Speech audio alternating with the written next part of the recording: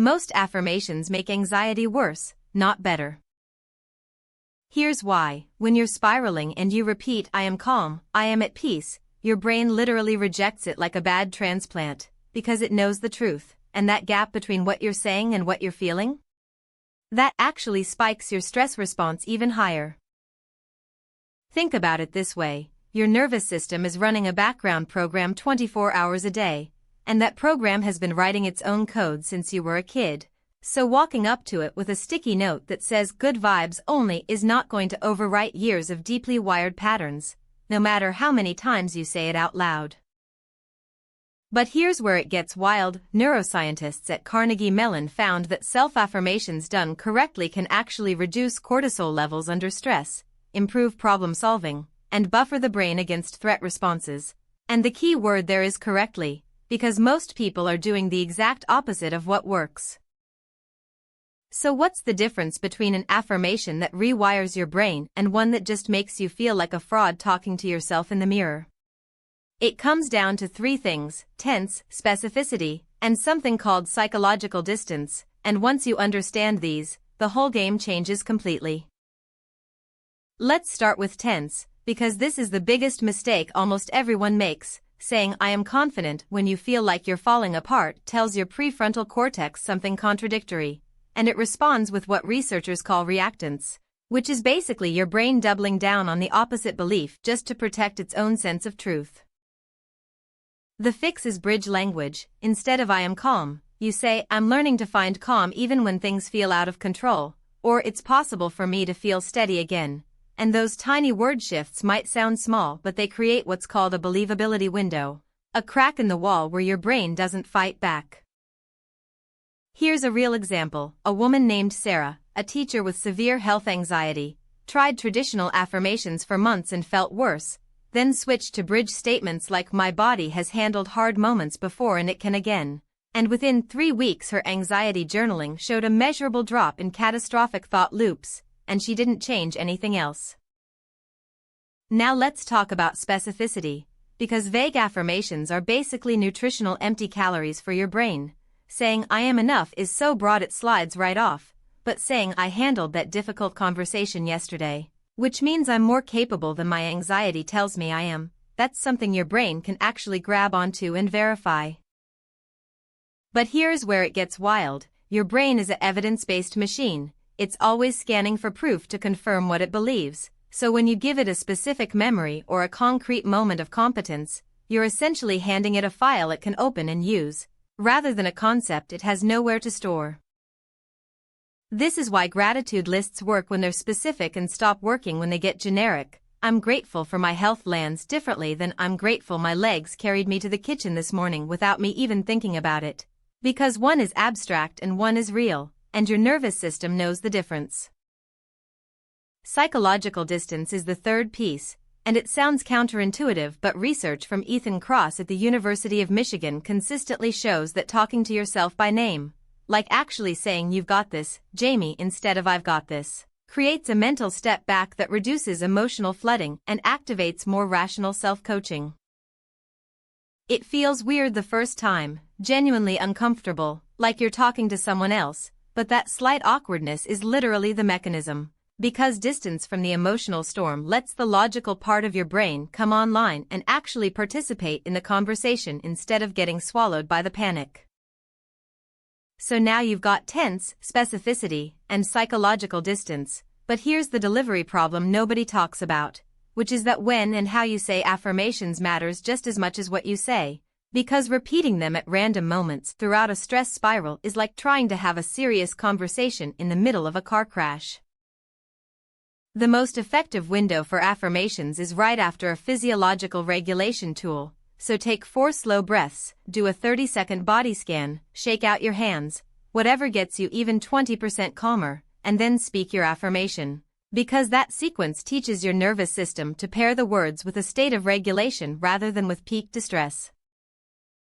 But here is where it gets wild. Mirror neurons, which are the cells in your brain that fire when you watch someone else do something, also activate when you speak affirmations out loud versus silently reading them. So saying them audibly, even in a whisper, engages more neural real estate and makes the reprogramming stick faster, which is why voice memo affirmations work better than written ones for a lot of people. Let's talk about volume and rhythm for a second because this sounds strange but it's backed by body-based therapy research. When anxiety is high, your vagus nerve, which is the main highway between your gut and your brain, responds to the vibration of a low, slow, humming voice. So if you slow down your affirmations and drop your voice just slightly, you're doing double duty, calming your body and feeding your brain new beliefs simultaneously. There's also something powerful about writing affirmations by hand, not typing them, not printing them out, but actually physically writing them, because the motor cortex gets recruited in the process and it creates what neuroscientists call embodied encoding, meaning the belief doesn't just live as a thought, it gets stored in your muscle memory and your physical sense of self. Now here's a question that might hit close. Have you ever noticed that your worst anxiety tends to attach to really specific themes? Like maybe it's always about your health, or always about being abandoned, or always about failing publicly, because the most powerful affirmations are ones that speak directly into the mouth of your particular monster, not some generic script designed for everyone and therefore resonating with no one. If your anxiety is rooted in perfectionism, an affirmation like progress is more honest than perfection and I trust the progress I'm making hits differently than I love myself.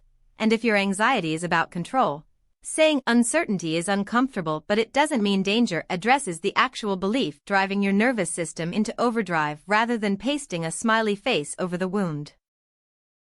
But here's where it gets wild. A 2016 study found that people who used self-affirmations before a stressful task not only felt calmer during it but also performed better objectively, made fewer errors, and recovered faster afterward. Which means affirmations aren't just a feel-good tool, they're a functional performance upgrade that literally changes your outcomes in measurable ways. There's a version of this practice called future self-affirmations that goes even deeper, where instead of affirming who you are right now you speak from the perspective of who you are 6 months from now, saying something like I used to let anxiety make my decisions, and now I pause, I breathe, I choose, and this technique activates the brain's perspection system, the same network that processes hope and motivation. What's interesting is that the brain doesn't actually distinguish perfectly between a vivid imagined future and a real memory, both light up the hippocampus in overlapping ways. Which means when you repeatedly speak from the voice of your healed, calmer future self, you're essentially laying down fake memories that your brain begins to treat as evidence that calm is available to you, which then makes calm more neurologically accessible in real time. Let's get really practical here because theory without application is just a podcast you don't remember. Write 3 affirmations this week, 1 in bridge language about something you're currently scared of, 1 specific memory-based affirmation about a time you survived something hard, and 1 future self-affirmation written in past tense as if you've already made the shift, and say all 3 out loud after 2 minutes of slow breathing every single morning. It takes under 5 minutes, it costs nothing, it doesn't require an app or a subscription or a retreat in Bali, but here's the real commitment required, consistency over intensity. Because 3 focused minutes every day for 4 weeks will do more than an hour-long emotional breakdown journaling session once a month, and most people quit before they hit the window where it actually starts to click. Around the 3-week mark something shifts, you'll catch yourself mid-anxiety spiral and hear one of your affirmations surface automatically, not because you're trying to remember it but because you've heard your own voice say it enough times that it's become part of your internal soundtrack, and that moment, the first time that happens, feels genuinely surprising, like wait, did I just talk myself down? Here's what to do when it's not working, because there will be days it doesn't work and you need a protocol for that moment rather than just abandoning the whole practice. If you say your affirmation and feel nothing or feel worse, that's signal, not failure. It means your nervous system is too activated to absorb language right now, so drop back to the body first, regulate first, then return to the words. You can also use what therapists call compassionate reframes on the worst days, which are softer than affirmations and feel less demanding. Something like this is hard right now, and that's okay. I don't have to fix it this second gives your brain permission to exist in the difficulty without demanding it immediately perform transformation. And sometimes that permission is actually the most regulating thing you can offer yourself. One more tool, pairing affirmations with a physical anchor, which means pressing your thumb and forefinger together or placing your hand on your chest every time you say your affirmation, trains your body to begin associating that physical sensation with the feeling of steadiness, so later, in a meeting or on a plane or in a conversation that triggers you, just pressing those fingers together begins to cue the calm response even before the words arrive. This isn't magic, it's conditioning, the same basic mechanism that made Pavlov's dog drool at a bell, except you're using it on purpose, for your own healing, building a shortcut your nervous system can actually use under fire when the full affirmation practice isn't possible, and that's what separates people who use these tools recreationally from people who actually build resilience with them. Remember this, affirmations aren't positive thinking, they're not delusion, they're not pretending everything is fine, they're a deliberate rewiring strategy that works when you use bridge language your brain believes, when you make them specific enough to feel real, and when you pair them with physical regulation so they land in a body that's actually open to receiving them. The 3 biggest things to walk away with today: 1. Ditch I am statements and use bridge language like I'm learning or it's possible for me to. Your brain needs to believe it. 2. Make every affirmation specific and rooted in real experience or real possibility, not vague inspiration. 3. Always regulate your body first, because words can't rewire a nervous system that's still in full alarm mode.